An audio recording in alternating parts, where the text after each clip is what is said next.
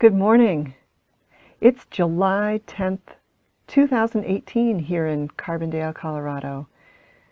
I hope yesterday's message on gratitude was an experience of richness for you. It certainly was for me. And today we turn our thoughts towards the idea of acceptance. Today's inspiration comes from John Bruna. Acceptance doesn't mean that you like what is happening.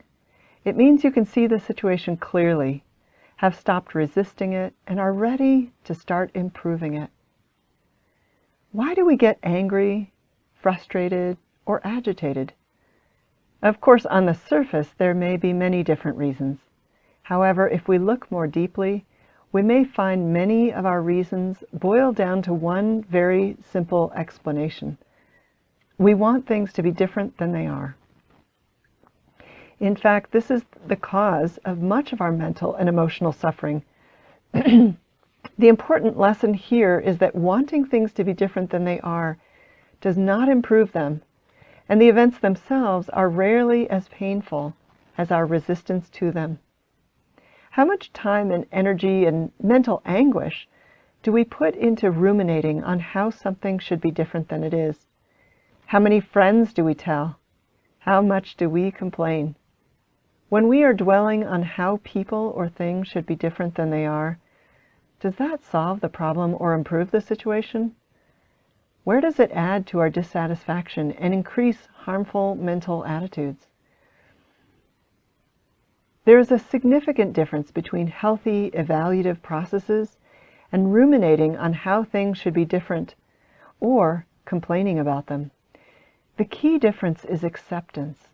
Acceptance plays a crucial role in understanding ourselves, the world, and making healthy choices that allow us to flourish in our lives.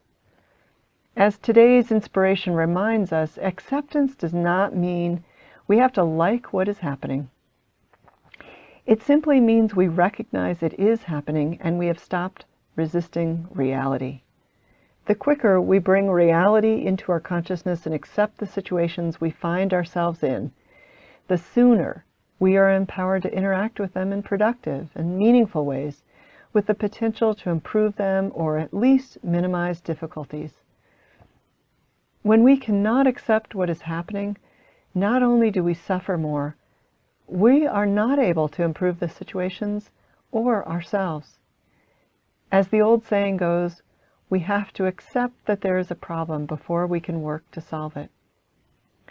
So today we invite you to cultivate wise acceptance. Notice when you start complaining about how things should be different, or if you notice some resistance in yourself about a situation. Instead of adding to the resistance, see what you can do to adapt to and improve the situation.